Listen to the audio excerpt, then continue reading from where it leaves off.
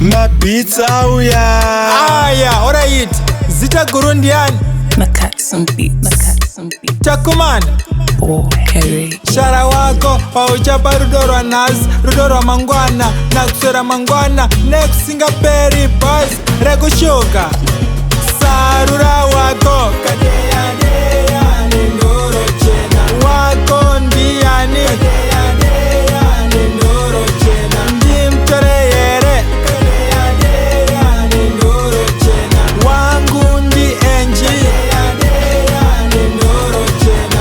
bebe amenoka pakup koza kanyadza kusvika kunge maza ehanga rudo rwanondipa runenge rwakambononga mabhini kozi rwakapenga ada kumutora toenda kujera nebanga ndamujunga shara wako wabva wamukwidzawo ndege kwete yemashanga zverudo hazvidi hasha hauzipurure mashanga rudo harudi rekumanikidzira kana kuita rwekutenga bhebi wangu ndakamutsara kumatsaga kozi itsva rakadenga tsvaga wako sarura wako wauchabudisa munhanga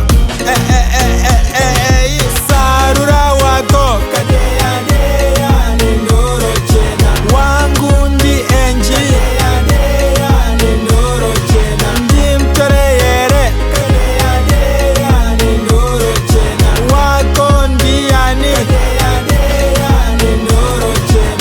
chigara watosarura rakoruva wova wotepe boyfriend romantic inotenga maruva musazotamisirana nguva musazochemedzana muzochembedzana muzopezaniswa neguva ida munhu anokuda usamudira vanhu koza ufi wakafadza vanhu inandivengera mudiwa wangu tinorimirana kumuganu I like it the way she is so long ane hunhu ida boyfriend yako sezva ari chero achiwana mari nesanhu kuwana kunosiyana asika tese tiri vanhu chishara anokuda sarura wako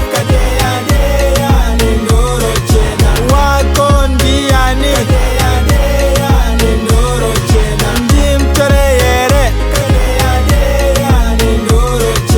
wangu ndi enji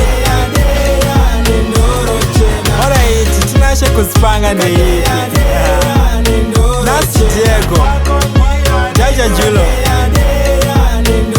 Twice left alright say Itza.